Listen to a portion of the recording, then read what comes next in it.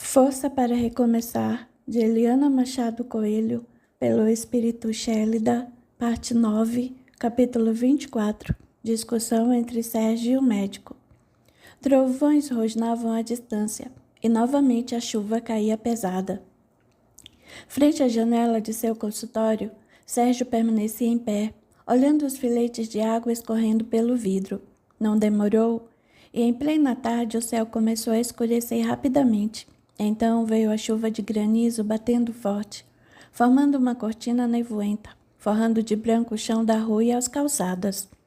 Enquanto observava a ação da natureza, ele pensava em dar novos rumos à sua vida, aplicando-se e ampliando mais sua carreira.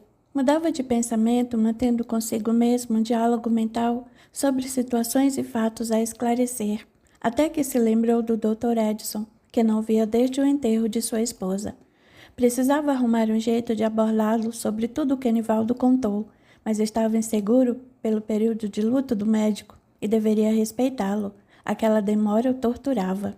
Foi nesse instante que poucas batidas à porta chamaram Sérgio à realidade, e ele permitiu em voz alta: "Pode entrar." Ao olhar, experimentou um sentimento indefinido, porém controlou a surpresa e a ansiedade. "Olá, Sérgio, como você está? Tudo bem?" perguntou o Dr. Edson, aproximando-se e estendendo a mão para cumprimentá-lo.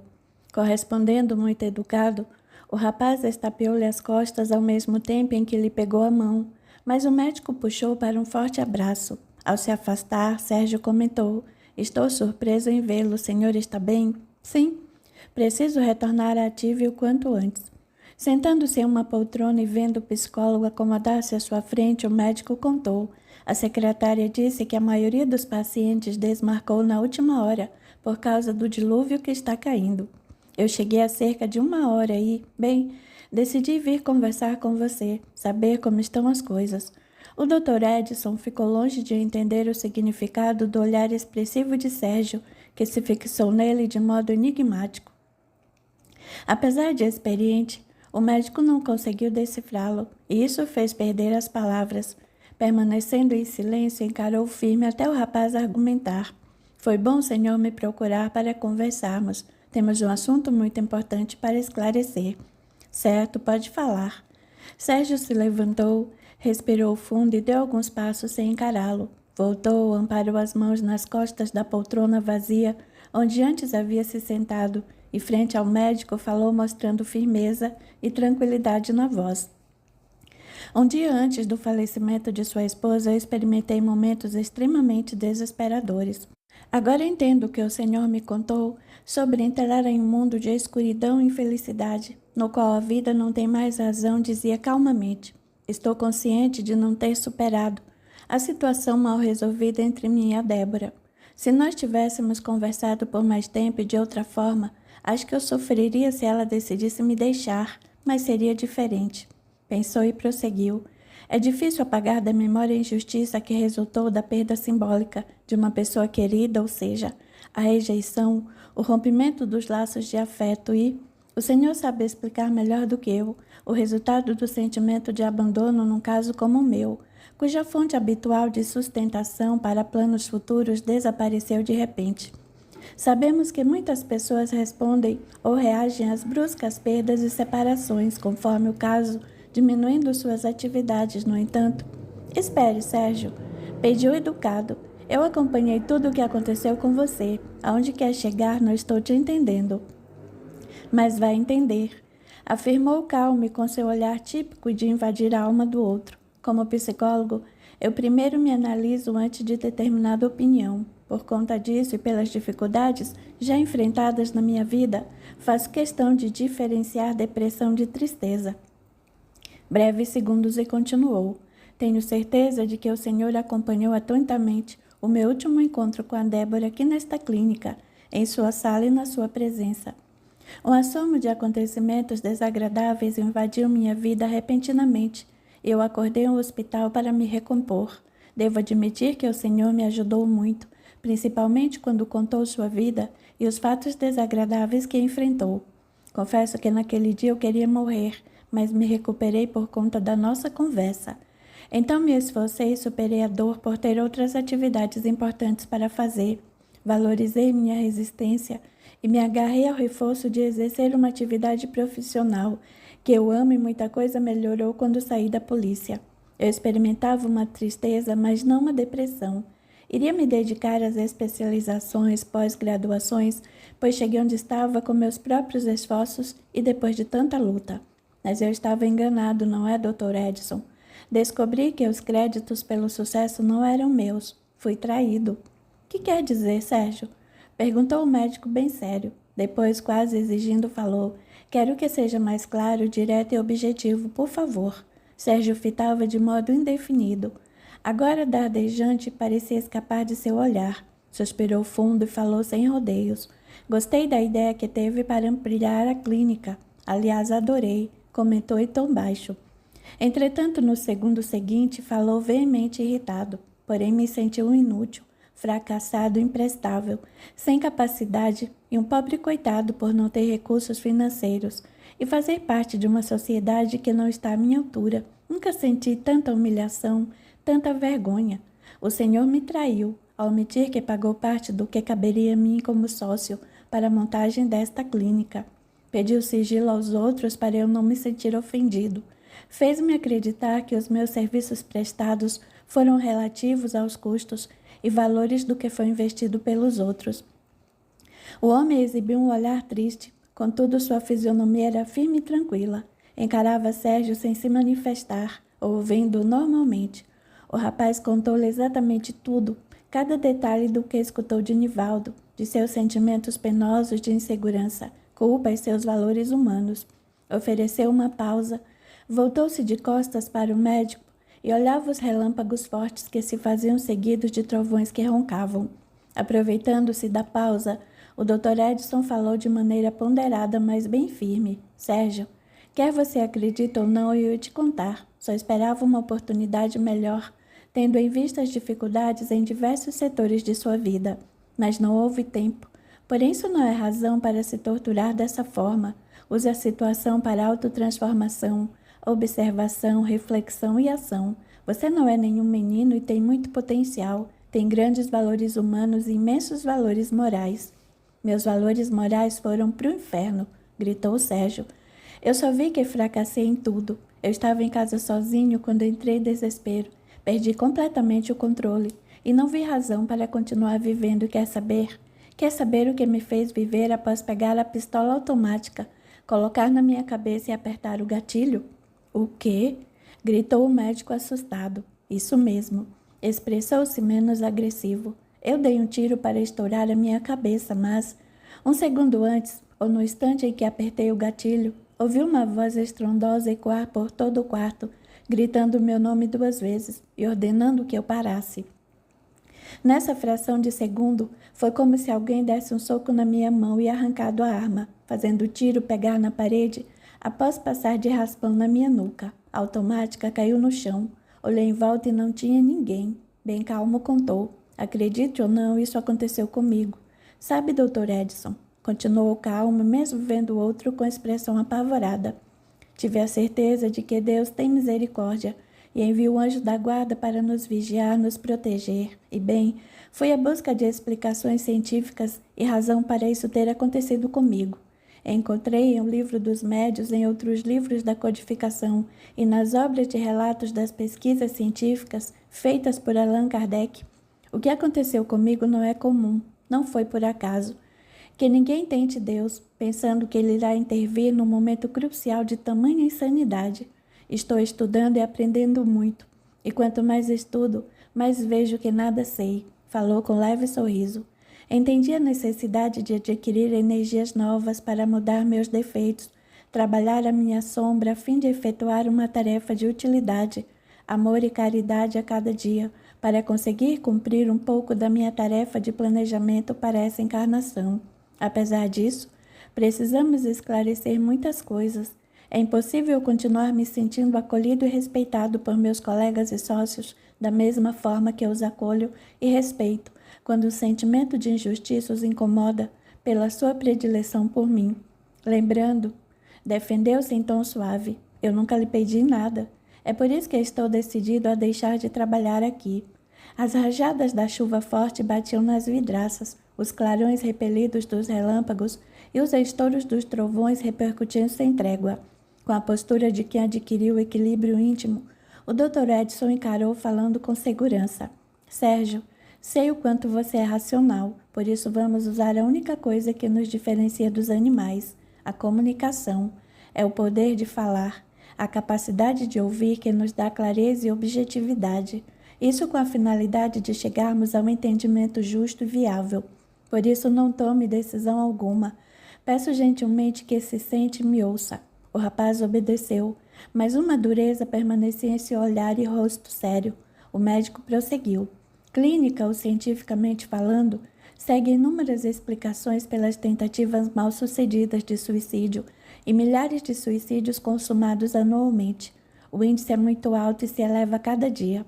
A partir de análises de casos clínicos, leva-se a crer em diversas razões para o suicídio, entre elas a solidão, a vergonha por algum fracasso, medo de castigos e agressões, culpa, remorso, fuga de situação insuportável, depressão crônica, reação impulsiva por perdas. Está me dando aulas? Por acreditar que eu não entendi ou perdi alguma coisa no curso de psicologia? Perguntou sério, apesar de a indagação parecer irônica. Não, Sérgio.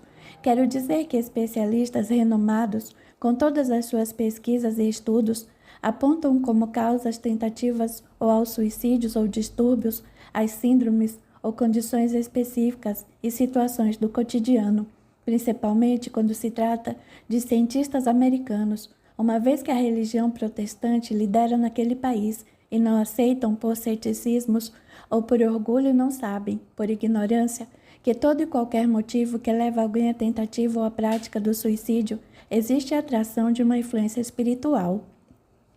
Você sabe que todos os que tentaram ou se suicidaram e todos os que falam em cometê-lo apresentam um caráter de dois aspectos, dois valores opostos. Ao mesmo tempo, a pessoa deseja uma situação que é a morte, mas sente que não quer aquilo. É um grito de socorro. Ninguém estuda ou pensa de onde vem um e outro desejo que são tão diferentes ao mesmo tempo. A vontade de se matar e acreditar estupidamente que vai acabar com tudo vem de inspirações de espíritos inferiores. Eu acredito na intervenção dos espíritos no seu caso. Você ouviu e sentiu a atuação deles por quê? Não sei, pois isso é raro. A quem muito é dado, muito será pedido. E Jesus falou quando tentado a se jogar no penhasco. Não tentarás ao Senhor teu Deus, mas existe algo curioso, pois todos os pacientes com tendências suicidas que já tratei ou ainda cuido, todos de um jeito ou de outro relatam que receberam um pequeno alerta ou sinais para não cometerem esse ato. Sabe por quê? O rapaz ficou em silêncio e o Dr. Edson respondeu, porque todos são importantes para Deus. O suicídio e o aborto são os maiores crimes que podemos praticar contra a vida, contra o Criador. Só tenho uma coisa a te dizer, falou de modo rigoroso. Não abuse da proteção divina. Você tem a liberdade de escolha e os espíritos bons não ficarão interferindo na sua vontade. O que te aconteceu não foi por acaso. Orai e vigiai. Nenhum fardo é tão pesado. Temos o que merecemos e conseguimos suportar. A prova da intervenção de espíritos inferiores para que você não tenha êxito ou se detenha caindo em ruínas nesta encarnação é que eu ia te contar, mas você ficou sabendo por intermédio de palavras fortes ou cruéis que o feriram. A prova da atuação dos bons espíritos é que você está aqui. Mas o Senhor me enganou. Enganei? Gritou. Não, eu omiti, mas avisei aos outros que eu iria conversar depois com você. Veja, Sérgio, como a situação se repete, acorde. Lembre-se de que não contou para sua namorada sobre o problema com sua irmã, esperando o momento oportuno. Não teve tempo, e agora quer que a Débora acredite nas suas explicações e não nas acusações injustas e provas falsas. Da mesma forma, você não é capaz de acreditar em mim, nem deseja ouvir minhas justificativas e me agride com acusações. É mais fácil confiar na palavra de um outro e não na de seu amigo que o considera como um filho. Sérgio sentiu-se desarmado de palavras, olhou para o chão, fechou os olhos espremendo-os e respirou fundo. Em seguida, virou para o senhor e, parecendo envergonhado, pediu: desculpe-me, eu... Pare com isso. Não preciso das suas desculpas por ter minhas opiniões formadas. Não é necessário você se torturar. Depois de esbravejar, assustando, o médico se levantou e pediu: venha comigo. Vamos resolver esse assunto agora mesmo. Veremos se o Nivaldo e o João estão livres. Sem titubear, sentindo-se atordoado, Sérgio acompanhou. Entraram na sala de João, que estava sem pacientes, e lia um livro. Ao vê-los, João sorriu e os cumprimentou, dizendo em seguida: que chuva, hein? A cidade está alagada. E o Nivaldo? Perguntou o médico sem rodeios. Já foi. O temporal atrapalhou a vinda de todos à clínica, justificou João. Eu quero conversar com vocês três, mas... Falou o homem satisfeito. Podemos deixar para amanhã. Voltando-se para Sérgio, perguntou: pode ser assim? Claro, como o senhor quiser. João ficou calado e observando, enquanto o Dr. Edson falava sério e firme. Sérgio, pense muito sobre nossa conversa. A rigor, como estudioso e capacitado às pesquisas metodológicas, lembre-se de que nem todos são merecedores de tamanho emprego de forças ou energias fluídicas vitais do plano espiritual. O que o senhor quer dizer? Questionou surpreso, pois ouviu isso anteriormente. O caminho profissional que escolheu foi por um ideal inconsciente. Você tem um objetivo espiritual para isso e talvez ainda o ignore. Não é um mero psicólogo preso às terapias, não, meu caro. Você vai muito além do profissionalismo e dos ensinamentos acadêmicos. Sérgio, é preciso desenvolver o auto-amor para não deixar seus pensamentos servirem de brinquedos, instrumentos aos espíritos vulgares que se apegam a tudo o que lhe acontece, a todos os recursos exteriores à sua volta e neles centralizam os sentimentos e as ideias, magnetizando-os com fluidos conflitantes e deploráveis que serão aceitos lentamente por você, com uma visão errada da verdade. O único remédio para uma pessoa como você, Sérgio, é a terapia da oração e a vigilância com hábitos físicos e mentais na ética cristã. Pense nisso. O Dr. Edson encarou, quase sorrindo, com um ar de vitória em seu semblante. Depois olhou pela janela, certificando-se de a chuva ter diminuído de intensidade. João permaneceu em total silêncio. Somente olhava para um e para outro sem entender nada, mas deduziu tratar-se do assunto sobre a sociedade daquela clínica. Sem demora, o médico se despediu, deixando-os a sós. Sabia dos fortes laços de amizade verdadeira entre João e Sérgio, que provavelmente explicaria a situação. Alguns dias depois, Sérgio chegou à sua casa e, ao ver uma camisa sobre o sofá, deduziu que Tiago estava lá. Indo até o quarto onde o irmão sempre dormia, viu largado de bruços sob a cama e o braço caído com a mão encostada no chão. Faz tempo que eu não o vejo assim, hein? Falou normalmente sem acordar o outro. Sorriu e completou: está cansado mesmo. Tiago resmungou e se mexeu, posicionando-se melhor, quando Sérgio acomodou-lhe o braço e o cobriu. Rindo ao ver que o irmão não acordou, falou: acho que a Rita deu jeito em você, né? Saindo em seguida, fechou a porta do quarto para o outro descansar. Sérgio tomou um banho demorado para relaxar e só depois foi preparar algo para o jantar. Algum tempo na cozinha, travando um diálogo mental, relembrou muitos acontecimentos em sua vida. Uma pitada de tortura o feria quando pensava em Débora. Meses haviam passado e nenhuma notícia.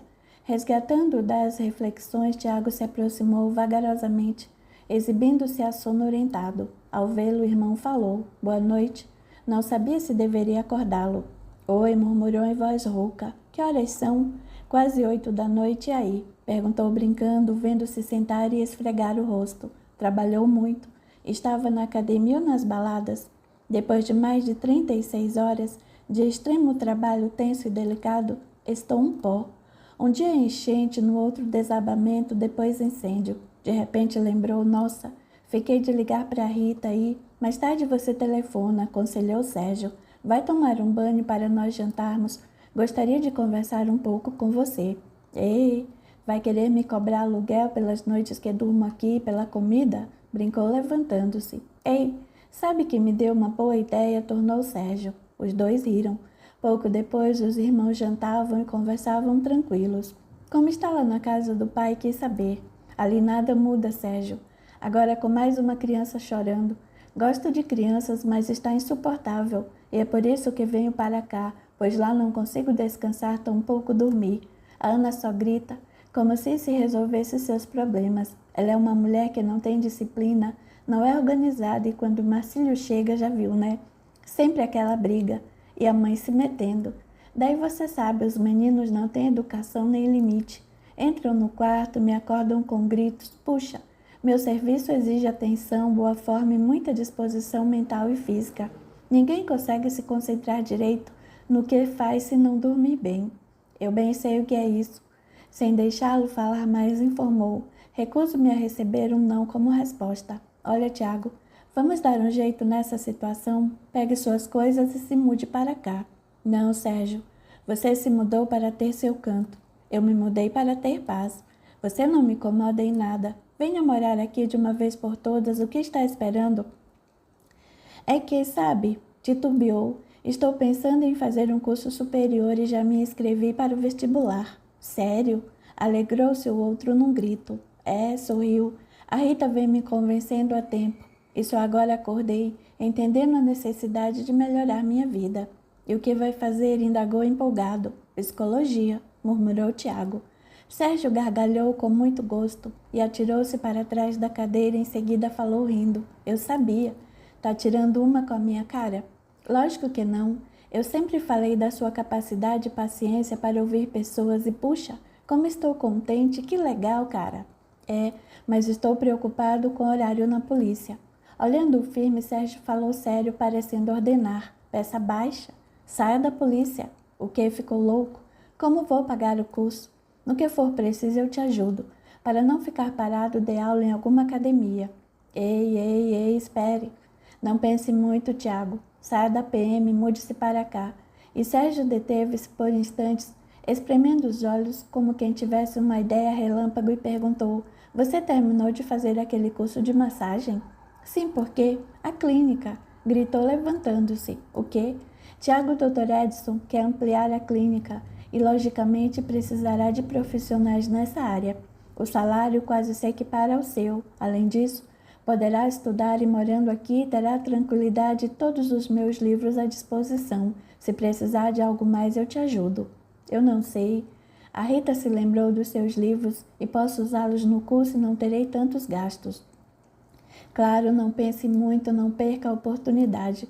Tenho certeza de que a Rita vai concordar comigo e vai te incentivar. Ao ver o irmão sorrir, parecendo uma resposta afirmativa às sugestões, Sérgio perguntou propositadamente: Você e a Rita como estão? Como assim? Entendeu muito bem a minha pergunta. Sorriu ao repetir: Como vocês estão? Em que pé está o envolvimento de vocês? Ora, Sérgio, eu e a Rita somos amigos. Isso eu sei.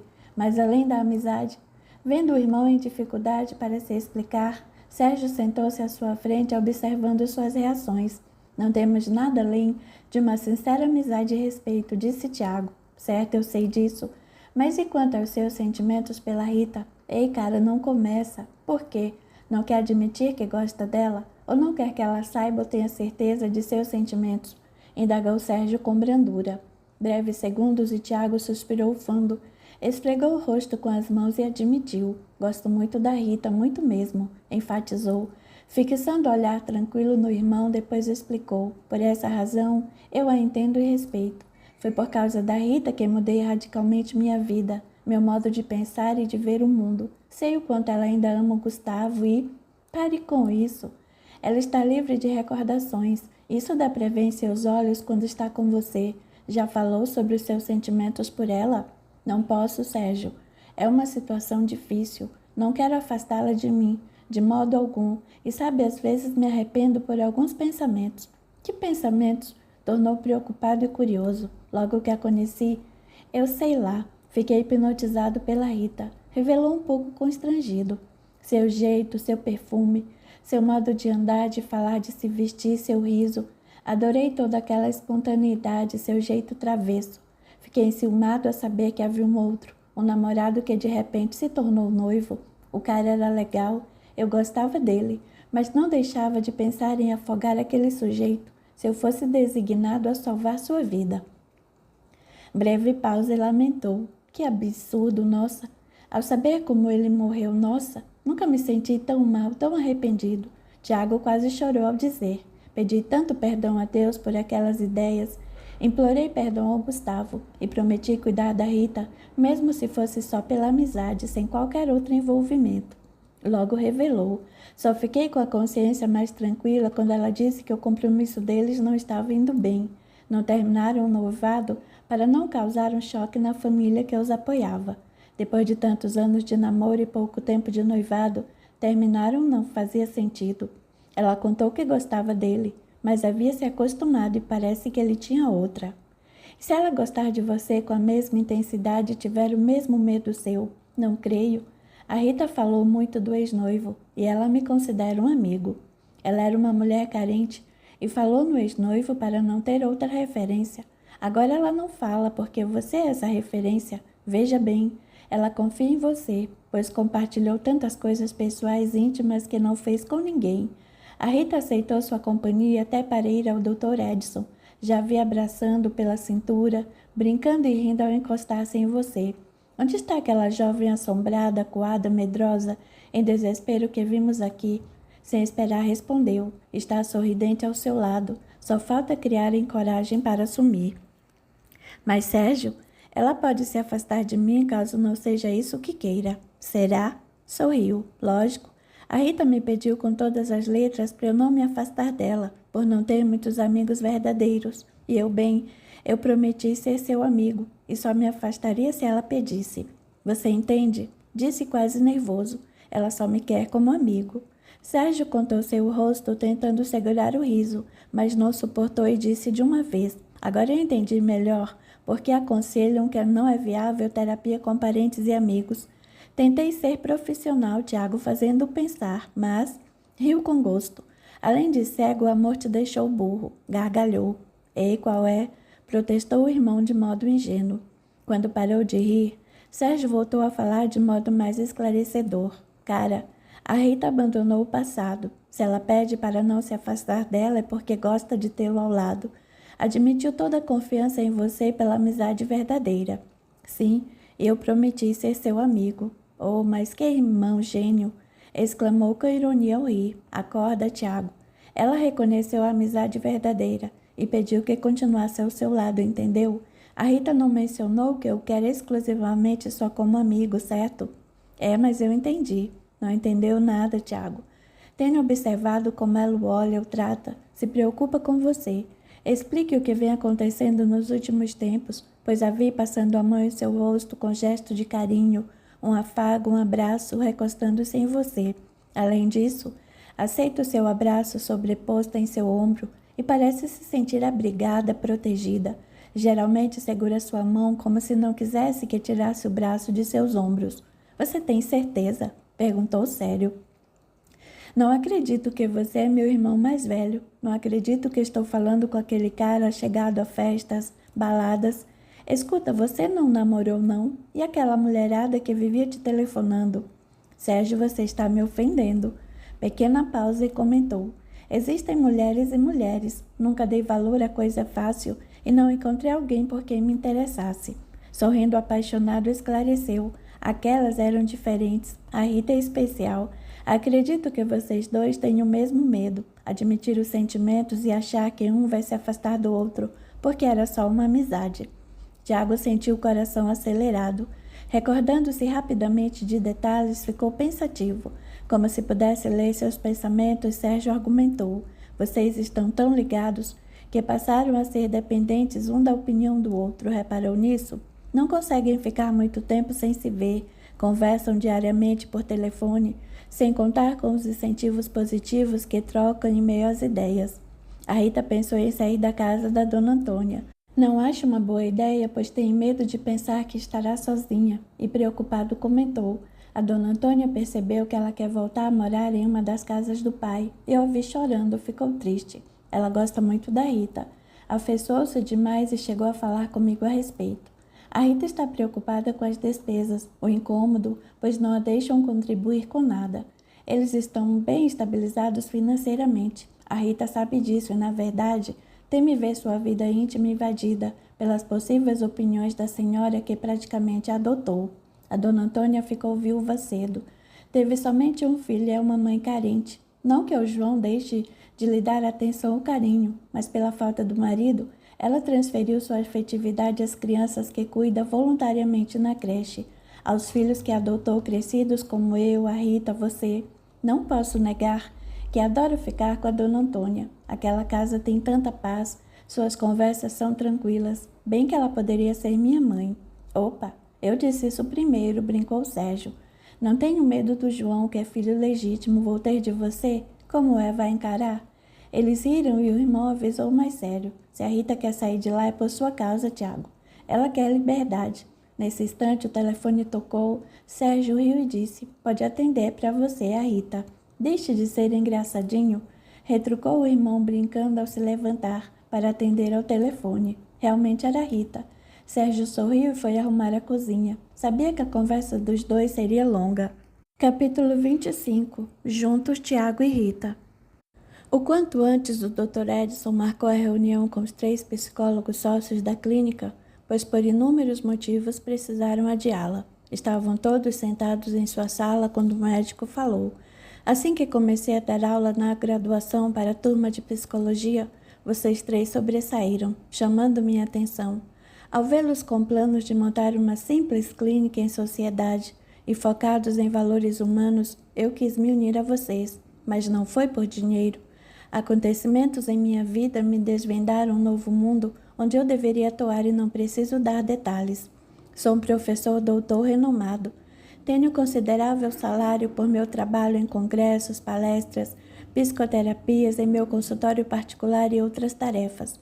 Mas foi aqui, junto de vocês, que encontrei o meio de ser o simples médico humano, orientador e amigo. Eu não cobro os atendimentos clínicos que faço aqui, nem dos pacientes que vocês me encaminham. Ao sem condições, faço o maior empenho para conseguir os medicamentos necessários. Chamamos aqui para ressaltar seus atos caridosos, doutor, inquiriu Nivaldo sério, mas irônico. Cuidado, rapaz. Vigie seus pensamentos e suas palavras. O que sai da boca vem do coração, não se esqueça. Estamos reunidos para uma avaliação de nossos feitos. E se você não aprende com o exemplo alheio, aprenderá as duras penas. Breve pausa e continuou. Quando vi logo de início que o Sérgio não teria total condições financeiras de arcar com alguns gastos, percebi que isso aconteceu porque eu mudei as ideias simples que tiveram e ampliei os horizontes. Então chamei o João e o Nivaldo e avisei sobre eu custear a parte do Sérgio. Deixei claro que eu conversaria com ele a respeito disso. Esperei por um período de trégua, mas não tive tempo. E soube que o Nivaldo, insatisfeito, reclamou ao João sobre o meu protecionismo financeiro ao Sérgio. Não nego, admitiu Nivaldo severo. Nessa ampliação da clínica, ficarei no prejuízo por sua proteção ou auxílio financeiro ao Sérgio. Mas qual prejuízo você teve, Nivaldo? Qual prejuízo terá? Não saiu nem sairá do seu bolso. A parte que cabe ao Sérgio investir. Fui eu quem pagou e pagarei, não você ou João. Isso é verdade, Nivaldo, reforçou João com nítida tranquilidade.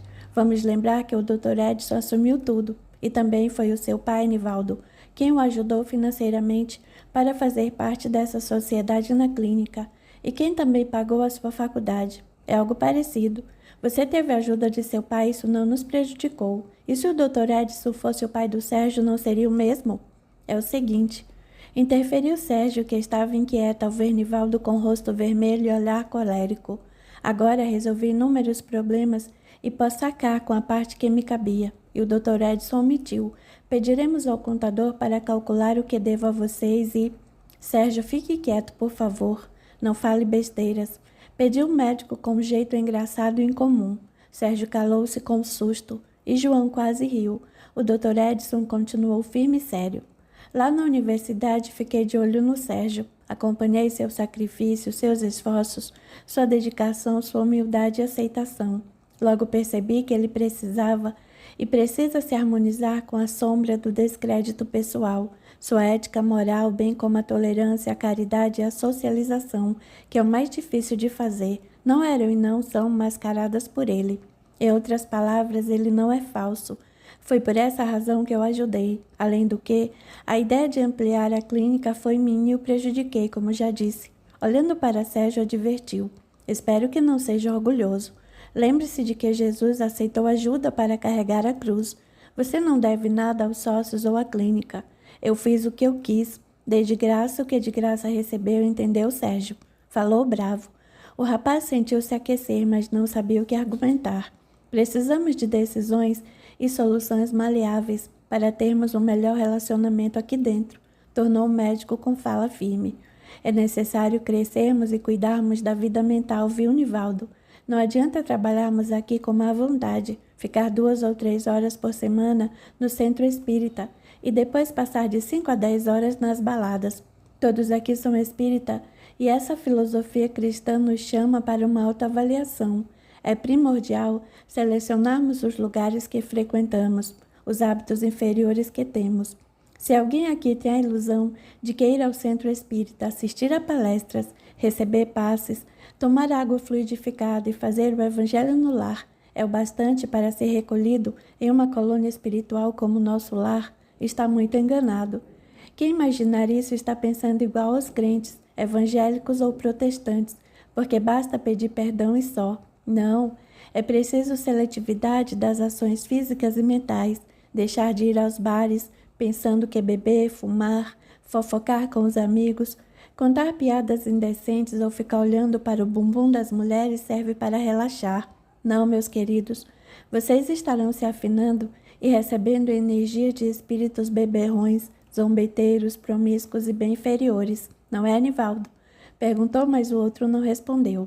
É bom aceitarmos ou admitirmos nossos defeitos e começarmos a nos transformar dia após dia, corrigindo pensamentos após pensamento e conter os comentários venenosos responsáveis por grandes crueldades e geradores de fracasso, doenças, desânimo e suicídio.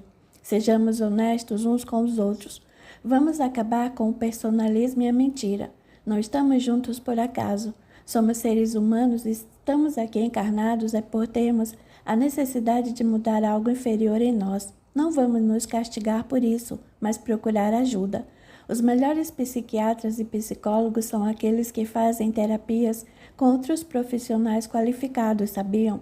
Eles sabem que são seres humanos e permitem a ajuda de alguém, ou simplesmente desabafam, ou ainda permite-se a orientação. Aproveitando a pausa, Nivaldo disse sem encarar ninguém, escondendo um sentimento rancoroso. Peço desculpas ao Sérgio por eu ter me precipitado. Talvez eu o tenha abalado de alguma forma. Abalou de alguma forma? Exclamou João alterando-se. Você não imagina as consequências do que fez. João, advertiu o Dr. Edson. Perdoe-me, doutor, mas devemos ser sinceros. O Nivaldo tem seus defeitos de caráter ou de comportamento assim como nós, mas ele precisa se controlar. João, interrompeu o médico. Isso eu vou discutir em particular com o Nivaldo. Agora vamos ao que interessa, avisou sem demora. Eu já comprei este prédio. Não pagaremos mais aluguel. Além disso, comprei o prédio ao lado para ampliarmos a clínica. Só estou aguardando a documentação. Nesse período, iniciaremos a seleção de profissionais bem qualificados para as áreas alternativas. Se alguém não se opuser, eu gostaria de me encarregar da seleção dos profissionais que trabalharão aqui na área da saúde mental, psicológica, de prevenções ou terapias para alívio de transtornos diversos, mesmo que esse profissional venha alugar uma sala. Dr. Edson, chamou Sérgio. Eu não me sinto bem com a decisão de ficar isento da parte dos custos para a formação da sociedade desta clínica. Então penso na possibilidade de pagar uma porcentagem maior na ampliação e... Sérgio, interrompeu o médico, gesticulando de modo singular e falando com um tom irônico e voz baixa. Faça um favor para mim, pare de pensar. O imóvel me pertence. E para que não achem que estou protegendo alguém, saibam que vou custear toda a reforma para a ampliação desta clínica, fui claro? Nossa sociedade continuará com o percentual cabível a cada um. Os futuros médicos ou psicólogos terão seus espaços individuais e pagarão aluguel pelo que ocuparem. Nós vamos nos centrar nos valores humanos, a começar por nós. Tudo o que fizermos precisará ser de boa vontade, ou criaremos um ambiente hostil e isso é muito ruim. Isso inclui os trabalhos não remunerados, não pagos, realizados aqui em instituições como casas de repousos, hospitais, creches. Parecer educado, atencioso ou bonzinho não significa dedicado e afetivo. O que o senhor quer dizer com tudo isso? Perguntou Nivaldo. Vamos abandonar o personalismo, ou seja, deixar de usar a máscara, a camuflagem de um comportamento calmo, aparentemente passivo, sorridente e gentil, quando na verdade está pensando cobras e lagartos a respeito de todos ou de alguns à sua volta. O personalismo é acreditar que, por ser um médico, um psiquiatra, um psicólogo, um advogado, ter essa ou aquela profissão, ser um voluntário, um tarefeiro do centro, um dirigente, um médium passista no centro espírita é ser perfeito. Enfatizou, é aquele que sabe de tudo, mas intimamente cultiva o orgulho, a vaidade e a hipocrisia, a falsidade. Jesus sentou-se com pecadores, publicanos e muitos outros, ensinando-lhes o Evangelho.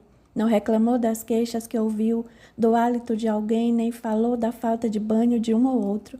Jesus só não admitia a hipocrisia, o personalismo dos sábios, dos doutores das leis, dos são. Tiremos primeiro a trave dos nossos olhos, para depois tirarmos o argueiro do olho do nosso irmão.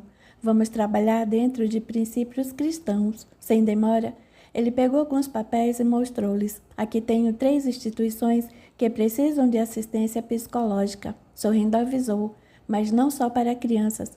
É preciso fazer com que os trabalhadores e voluntários sejam beneficiados psicologicamente, para que se sintam mais dispostos na prática da tolerância, do trabalho amoroso, do acolhimento fraterno e todas as éticas cristãs.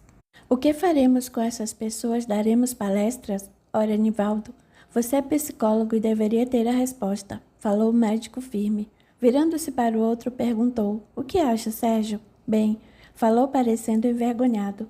Há alguns meses eu faço esse tipo de assistência em uma creche e uso o seguinte método. Primeiro observo as crianças, faço algumas perguntas aos funcionários e até dou orientações específicas a determinada criança conforme o caso. Fico cerca de 1 hora com as crianças e depois peço a alguns funcionários e voluntários para se reunirem no refeitório, pois alguém precisa ficar ativo no serviço. Lá eu converso com eles. Não dou palestra, mas dou-lhes um reforço moral, elevando a autoestima, mostrando a importância da tarefa de cada um. Trata-se de pessoas de diversas religiões, e por isso me vigio para não destacar o espiritismo e respeito às outras crenças. Qual o tempo gasto para isso? Quis saber o médico. Cerca de 2 horas por semana. Só 2 horas? E me diga, já obteve algum resultado? Sim, senhor. Resultados bem positivos. A diretora da creche me disse que o número de voluntários vem aumentando por causa dessas reuniões em grupo. As pessoas voluntárias relatam sentirem-se úteis no serviço de caridade e melhoraram consideravelmente a autoestima. Registrei 2 casos de voluntários depressivos que repentinamente transformaram o quadro clínico. Sérgio pensou um pouco e revelou. Eu fui o mais beneficiado. Comecei com esse trabalho para ocupar o tempo e os pensamentos, pois sou ser humano também. Ótimo, parabéns. João se levantou e pegou um dos papéis. Sérgio fez o mesmo e Nivaldo o acompanhou. Ao tempo que os observava, o Dr. Edson comentou. Sérgio, eu soube que se inscreveu para fazer pós-graduação. Você já realiza trabalho semelhante. Não estou obrigando a esse tipo de tarefa, mas sim sugerindo, pois você é a prova do benefício que isso traz, além da dose de conhecimento. Não quero que se sobrecarregue.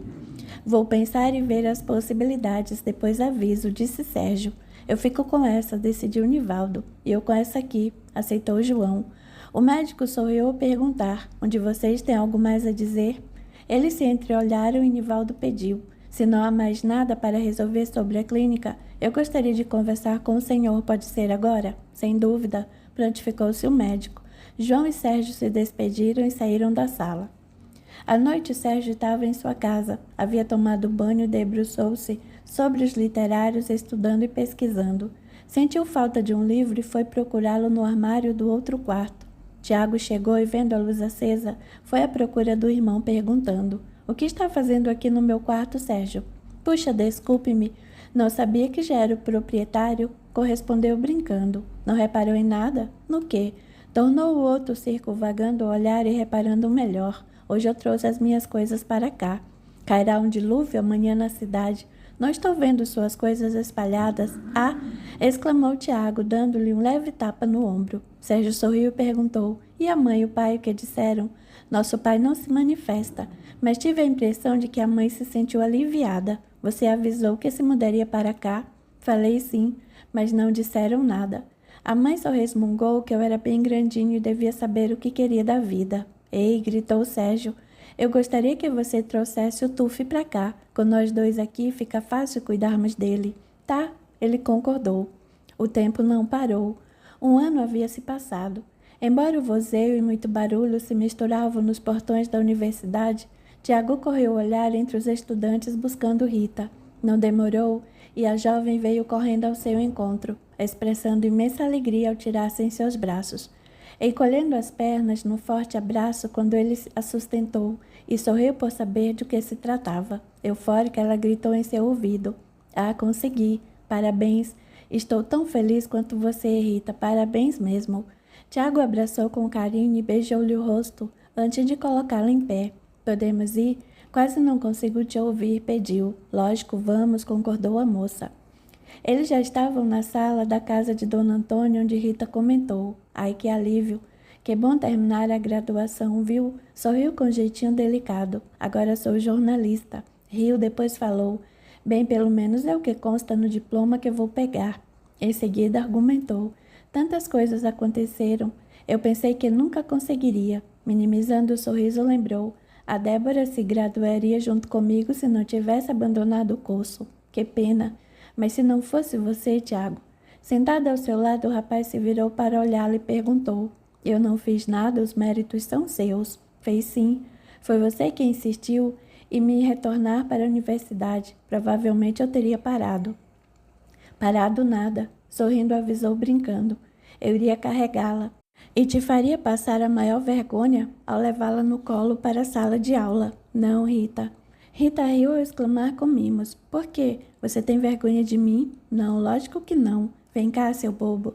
Disse brincando, puxando para junto de si e recostando a testa em seu ombro. Com voz meiga e baixa, falou em seguida encarando. Jamais teria vergonha de você, Tiago. Ao contrário, sinto o maior prazer quando estou ao seu lado. Estou tão orgulhosa por já terminar o segundo semestre em psicologia. Já foi um ano, uau. Você é quem merece os parabéns pelo esforço. Por ser como é, tenho orgulho de você. Olhando-o, deduziu fechando o sorriso. Talvez eu me envergonhe por gostar de me vestir assim, com roupas de estilo indiano. E tem dias que pareço uma hippie dos anos 60. Ah, não sei. Tenho séria dificuldade para usar roupas mais sociais, finas e elegantes. Uso por necessidade do trabalho e admiro aqueles que sabem se vestir bem, mas no dia a dia adoro ficar à vontade. Insegura perguntou, devo deixá-lo constrangido quando estamos juntos na universidade, quando saímos, não é? Não, respondeu firme e sério, fitando-a nos olhos. O que foi, Tiago? Ela preocupou-se ao vê-lo daquela forma. Falei o que não devia, fiz algo errado? Indagou meio sorriso, ficando na expectativa. Não, tornou ele no mesmo tom. Eu gosto da forma que se veste e não acho que parece uma hippie dos anos 60. Mesmo sentindo o coração acelerar, o rapaz avisou. Rita, nós precisamos conversar e é sério. Sentada no sofá com as pernas encolhidas, voltou-se para ele e sentiu-se gelar. O sorriso agradável sumiu de seu rosto, que abaixou escondendo entre os longos cabelos cacheados enquanto murmurou. Eu acho que já esperava por isso. A jovem falou em tom triste com a voz embargada. Posso entender, não precisa se justificar. E espere, do que você está falando? Tiago perguntou, tentando ver seus olhos. Rita se levantou rápido, secou as lágrimas, procurando disfarçar e afirmou. Você estava esperando eu me formar para dizer que é chato ter amizade com alguém como eu.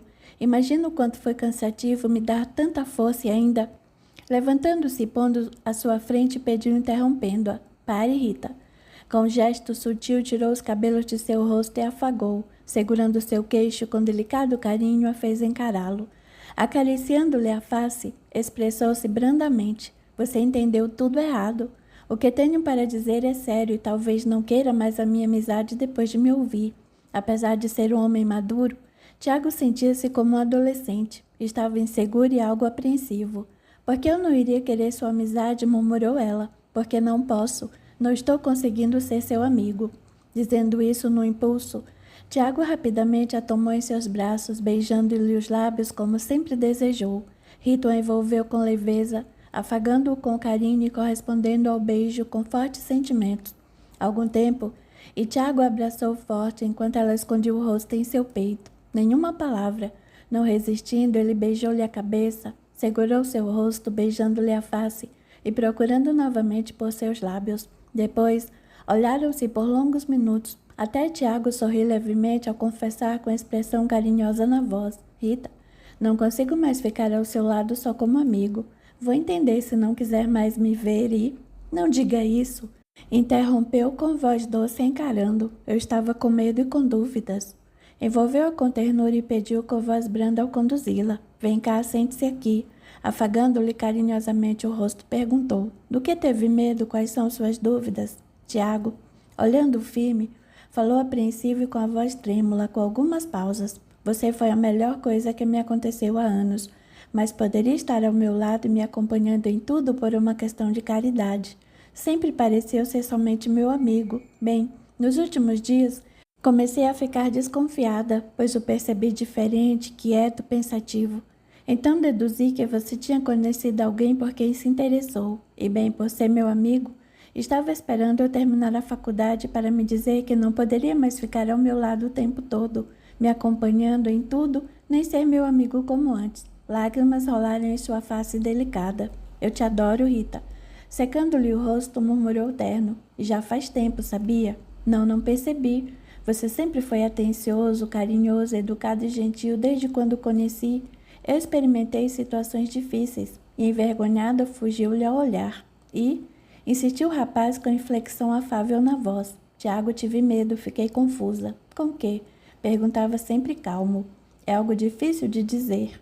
Rita, fale de uma vez. Você vai se sentir melhor e eu também. Tiago expressou-se aflita e chorando. Por fim confessou. Eu me apaixonei por você quando o conheci. O noivado estava marcado e me arrependi por deixar tudo acontecer. Precisava acabar com aquele compromisso e isso me deixou confusa, insegura. O problema era a família dele, pois queriam que marcássemos o casamento, mas o percebi inseguro e distante. Senti que havia outra. Decidi falar com ele sobre eu sentir uma coisa e conversamos sobre darmos um tempo. Vi que ele se sentiu melhor e eu também. Não te disse, mas essa coisa que eu senti era uma forte atração, uma paixão por você. Com a morte do Gustavo, você permaneceu ao meu lado me dando apoio, mas senti-me humilhada depois, quando aquilo aconteceu e justo você acompanhou tudo. Tive medo de que me abandonasse, contudo ficou ao meu lado apenas como amigo. Abraçando-a forte, pediu carinhoso: Pare de se torturar. Nós não precisamos nos sentir oprimidos ou rebaixados, e eu digo nós, porque estou com você ao seu lado. Aconteceu como tinha de ser. Supere e esqueça, pois não existe razão para se sentir humilhada ou constrangida. Você é bem preparado e superior a isso. Falou firme, passando-lhe segurança, e continuou. Quanto ao Gustavo, eu sinto que ele passou pela sua vida como outra pessoa passou pela minha. Não precisamos viver do passado. Eu também experimentei momentos de conflito quando a conheci, pois me apaixonei, e você tinha um namorado que se tornou seu noivo. Tudo piorou com a morte do Gustavo.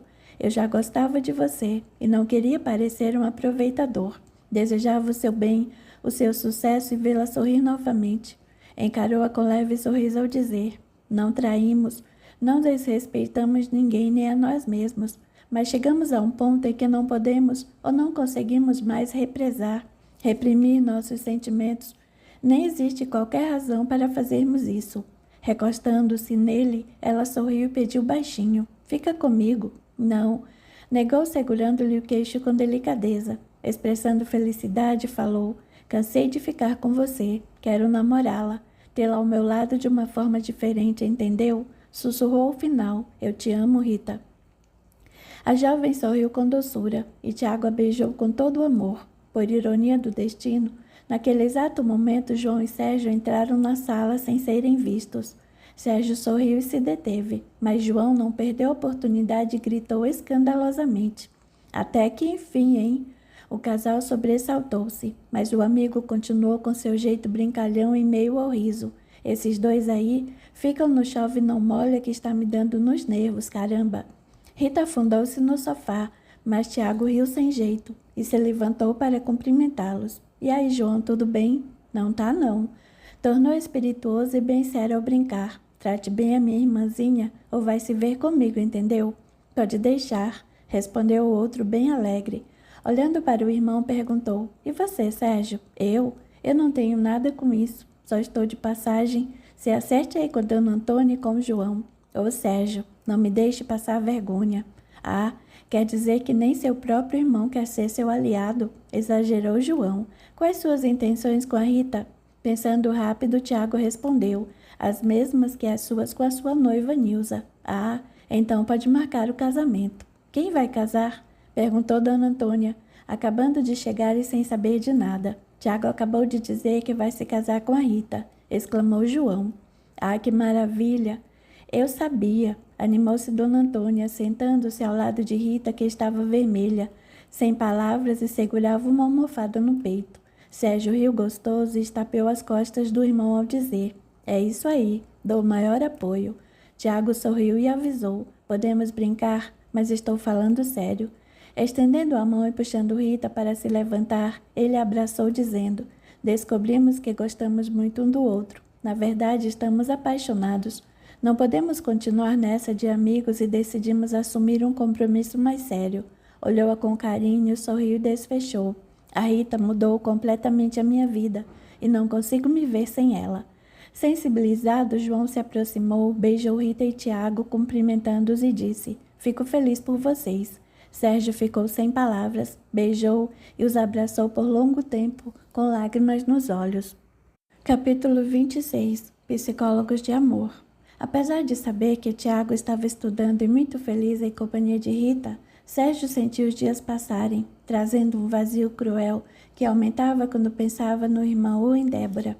Não tinha qualquer notícia sobre ela, depois de tanto tempo, e não podia fazer nada. Desejava que Tiago saísse da polícia, porém ele não queria por segurança e por trabalhar em um horário compatível ao seu curso universitário. Certa noite, ao deitar, Sérgio sentiu um vago pressentimento, mas não soube identificar, pois o significado estava longe de sua compreensão. Apreensivo, orou e logo adormeceu. Desprendido do corpo durante o sono, Sérgio acordou para o mundo espiritual com um chamado generoso e suave. Como é bom vê-lo, meu querido, que a paz de Jesus o envolva. Ele ficou encantado e paralisado por instantes, diante daquela doce figura que desempenhava elevada função no plano espiritual. Era incrivelmente bela, oferecia confiança e fraternidade irradiadas por sua aura envolvente. Parecia que um sol de raios prateados brilhava através de sua figura. Afável como sempre, aquele anjo de bondade estendeu-lhe a mão, conduzindo-o para mais próximo, quando Sérgio dispôs-se sorrindo ao exclamar: Lariel, prometeu-me amparo e aqui está. Imediatamente algumas lembranças chegaram à sua mente. Sensibilizado, acrescentou: Não mereço seus esforços. Abalei-me tanto e me envergonho pelo desespero, quando não suportei as aflições nos pensamentos. Os desejos e ideias mentais inferiores foram de um magnetismo muito intenso. Vendo-a sorrir, com sincera expressão de bondade, pediu constrangido: Perdoe-me. Sei que isso não é desculpa para minhas atitudes inferiores e moralmente desprezíveis por desejar morrer. Agradeço a manifestação físico-espiritual e verbal que me impediu de um ato tão... Seus olhos ficaram lacrimosos e ele se deteve. Não falemos mais sobre isso. Lembre-se de que todo aquele que reencarna com a tarefa de socorro e trabalho digno é tentado de inúmeras formas por irmãos inferiores com desejo no mal. Eles se aglomeram e se esforçam em criações mentais degradantes para impregnar tudo que é voltado para a elevação moral e espiritual. Sem demora e mais séria prosseguiu, com conhecimento direto na comprovação científica e filosófica de uma doutrina reencarnacionista, profissionais que sempre se colocam na posição de aprendizes e de obreiros vêm renovando vidas humanas. Eles aliviam as aflições e são verdadeiros psicólogos de amor, quando desvendam que o complexo asfixiante de uma dificuldade pessoal não tem sua origem somente no campo biológico, material, ou teve início exclusivamente a partir do nascimento ou durante a infância, e que os culpados são os que rodeavam essa criatura. Não, as origens de muitas dificuldades procedentes de vidas passadas ou trazem-se de experiências, de provas para adquirir forças e suportar certas impressões para sua elevação de natureza espiritual ou moral. Esses psicólogos de amor estão sob a guarda ou socorro de benfeitores espirituais elevados e sempre apostos no campo das mais nobres inspirações, mas isso não isenta esse encarnado das suas obrigações comuns de orar e vigiar propriamente, para não se desviarem dos propósitos divinos. Você já ouviu? Sorriu ao relembrá-lo. A quem muito é dado, muito será exigido. Até o Mestre Jesus foi tentado, porém resistiu e ainda disse que tudo o que ele fazia nós poderemos fazer mais e melhor. Nunca se esqueça de que os ensinamentos do Mestre Nazareno são as terapias das almas. Não sei como. Com conhecimento e entendimento, eu me deixei dominar por aquela insanidade momentânea, lamentou Sérgio. Lariel sorriu com doçura e, olhando de um modo peculiar para os companheiros espirituais à sua volta, tornou a Sérgio pedindo: venha conosco hoje.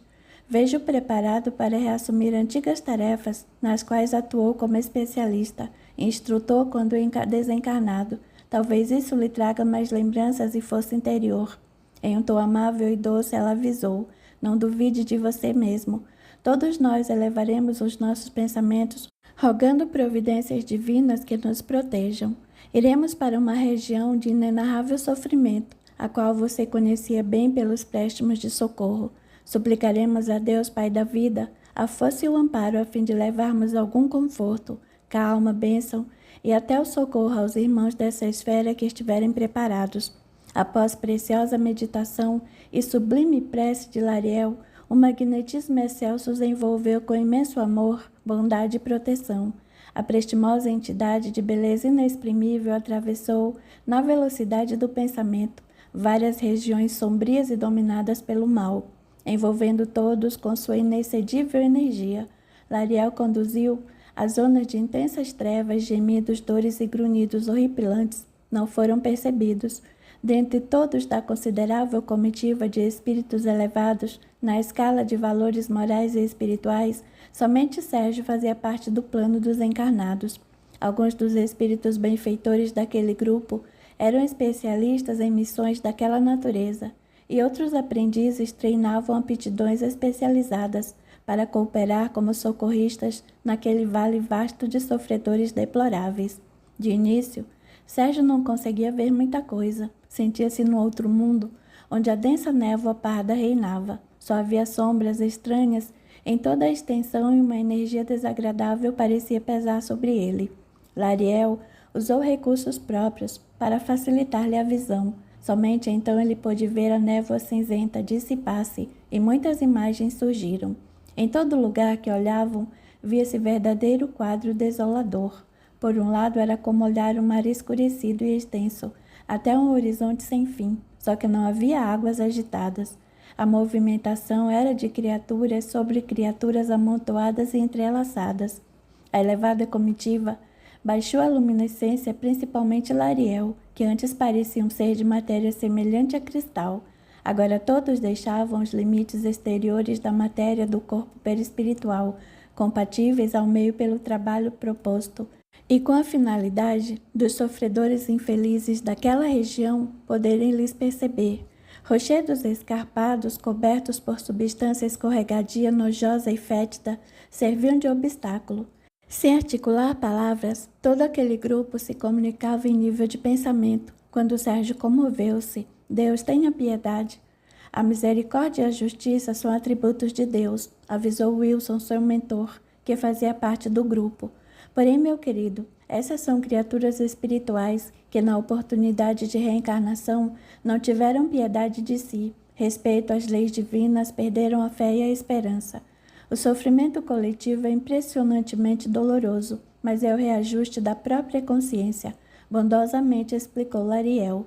Milhões de criaturas encarnadas com diferentes propósitos de harmonização ou tarefa no bem se entregaram à mais inferior das exigências, o suicídio. Não deram atenção às responsabilidades de resistência, não se socorreram com o poder da prece, não buscaram a ajuda de outro que pudesse erguê-los para o bom ânimo e propósitos construtivos, ensinando-lhes nobre eternidade, pois a morte não existe.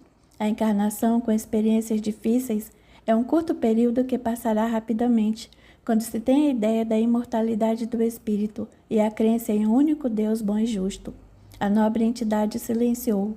A comitiva seguiu Lariel, que sabia para onde ir. Estavam recolhidos em prece silenciosa até uma montanha agitar-se como fogueira, semelhante a um redemoinho de vento, só que de lavas incandescentes como a de um vulcão, com movimentos fortes ao girar, espalhando-se ao abaixar novamente, como sorvedouros, onde corpos espirituais de aparência humana podiam ser vistos.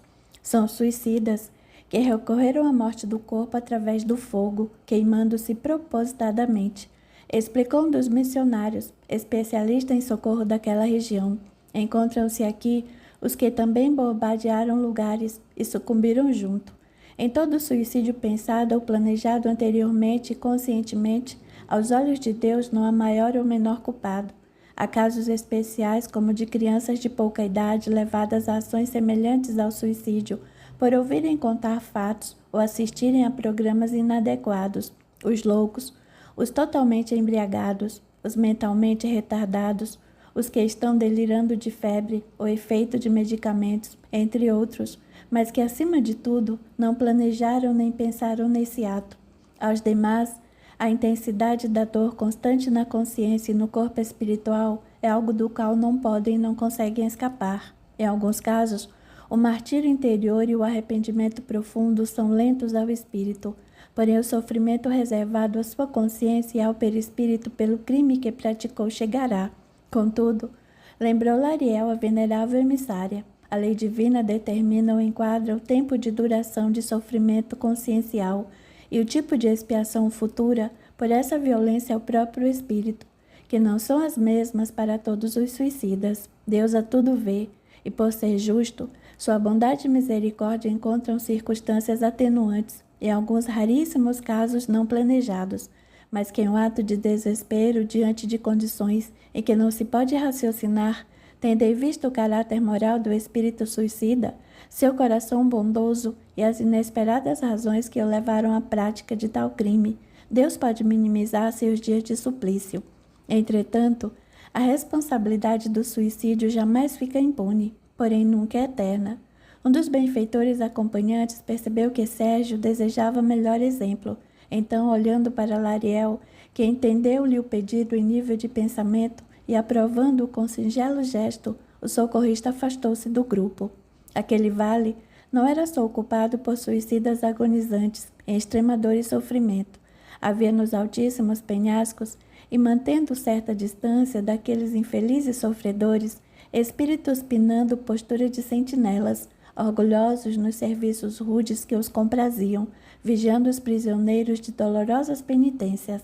Como guardiões de natureza vingativa, permaneciam atentos, a fim de os infelizes não encontrarem harmonia que os resgatasse de algum sofrimento, nem tentassem recolher-se em prece verdadeira. Olhando em volta, Sérgio reparou: os penhascos parecem não ter fim. Aqui não se vê o céu, mas no alto dos penhascos há espíritos com aspectos sinistros, animalizados e deformados. Quem são eles?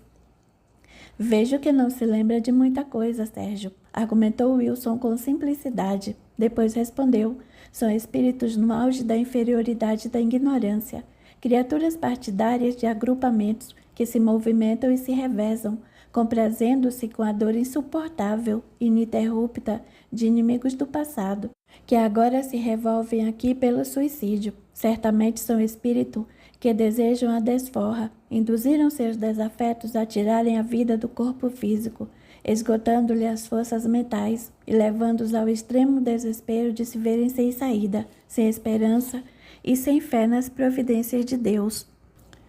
Quanto engano, a morte não existe, e a prova disso é que estão aqui. Suicidando-se, mostraram inacapacidade de suportar as dificuldades nas provas da existência terrena e foram fracos ao perder a fé.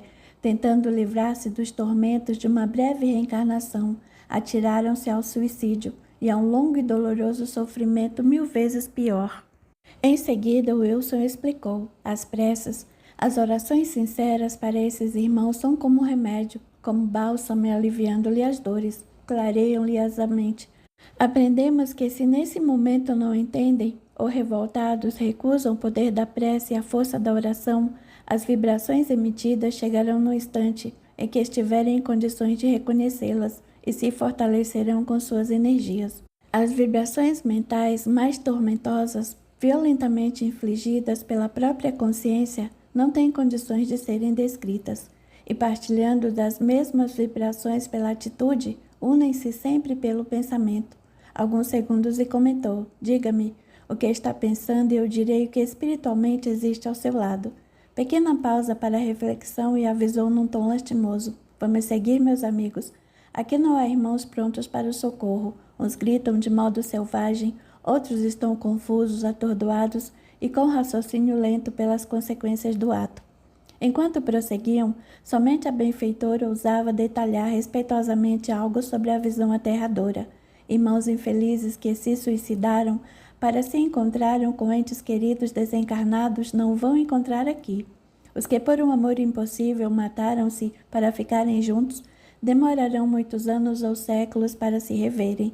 Os que cometeram esse crime pela perda da fortuna ou pela miséria sofrerão bem mais. Todos precisarão de várias encarnações para repararem o erro e aliviarem os corações sofridos pela brutal separação.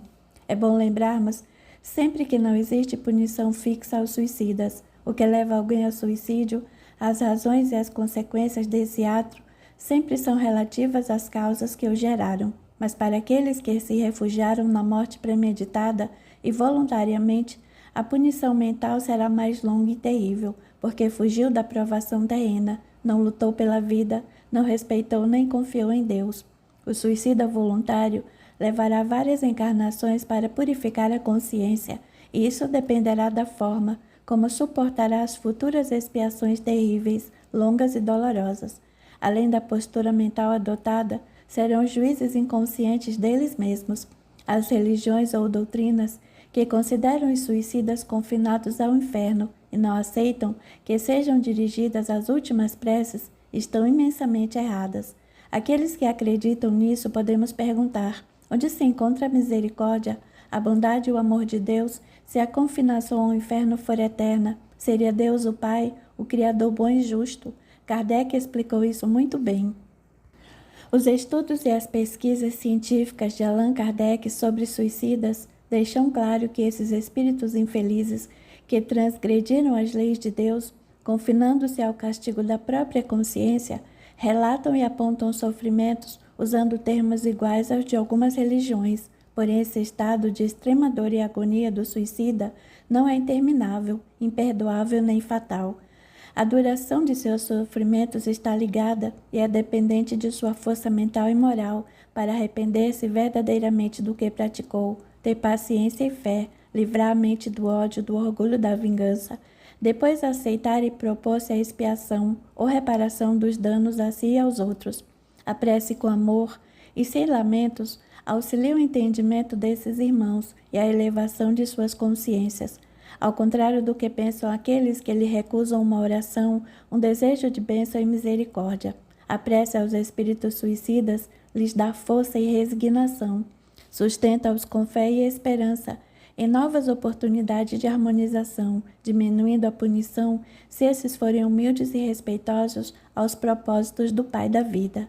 Deus não dá recompensas, mas sua bondade e justiça permitem a oportunidade de repararmos os erros cometidos e abreviarmos os sofrimentos. Existem muitos fatos que isentam uma criatura forçada ao suicídio em favor de um acontecimento fatal inesperado, algo que não planejou nem queria fazer. Um que acompanhei foi muito marcante. Qual? Questionou Sérgio, estremecido por uma sensação inexplicável. Um homem novo, sua jovem esposa e seus 3 filhos. Com o objetivo de mudança, eles atravessavam um largo rio, quando uma chuva caiu na cabeceira desse rio, sem que soubessem, e repentinamente as águas se tornaram caudalosas, e a forte correnteza invadiu o pequeno barco. Mesmo jogando todos os poucos e pobres bens materiais no rio, o barco mostrava sinais de que afundaria. Ciente de que a esposa não sabia nadar, tão menos os filhos, desesperado, esse homem entrega os remos à mulher e pula do barco para a morte, pois a água arrastou para as corredeiras, atirando-o contra as pedras sem piedade. Ele acreditava em Deus e não queria morrer, mas no desespero deu a vida para salvar a mulher e os filhos. Na espiritualidade, ele se perturbou por curto tempo, pois as preces da esposa, dos filhos, dos parentes e amigos aliviaram sua consciência e o deixaram com elevadas vibrações sublimes. Por sua vez, Deus julgou-os pelas circunstâncias e lhe perdoou, livrando de terríveis torturas pelo suicídio. Amparado na espiritualidade, sofreu resignado a dor da separação de sua amada e seus pequeninos filhos. Por sua elevação espiritual e mesmo tendo a indulgência divina, você prometeu reparar o suicídio, o abandono da família tão querida. Falta essa que não cometeu por covardia, mas por amor aos filhos de sua esposa. Lariel calou-se e aguardou. A cena se repetiu com detalhes na mente de Sérgio, que pareceu abalado. A benfeitora o sustentou com vibrações mentais e ele comentou: lembro-me disso, foi há muito tempo. Sim, meu querido, foi. Essa fatalidade não estava em seu planejamento reencarnatório. Depois disso, elevou-se imensamente na espiritualidade e tornou-se socorrista neste vale de suplícios e torturas terríveis. Tremendo perante o doce olhar de Lariel, Sérgio expressou significativa surpresa e temor ao olhar em volta. Nesse instante, ela revelou amorosamente: eu estava naquele barco, lembre-se. Você tinha 2 filhos mais velhos, eu era sua única filha e a mais nova. Minha amada mãezinha nos salvou apesar do desespero de vê-los sumir na água. Hoje, ela está encarnada e você a reencontrou. É a nossa querida Débora. Nós sobrevivemos por muitos anos naquela oportunidade de vida terrena por seu sacrifício. Conforme prometeu, ajudou dando sua vida para salvar a de todos, inclusive a minha. Naquele planejamento reencarnatório, prometeu-me amparo em todos os sentidos, pois eu tinha importante tarefa. E cumpriu sua promessa, oferecendo sua vida para eu prosseguir. Lágrimas correram dos olhos de Sérgio, e ela avisou com doce nobreza: deixemos as emoções para mais tarde. Não me permito distrair em um lugar como esse. Temos um dever, então vamos. Reprimindo os sentimentos, seguiram para cumprir a tarefa.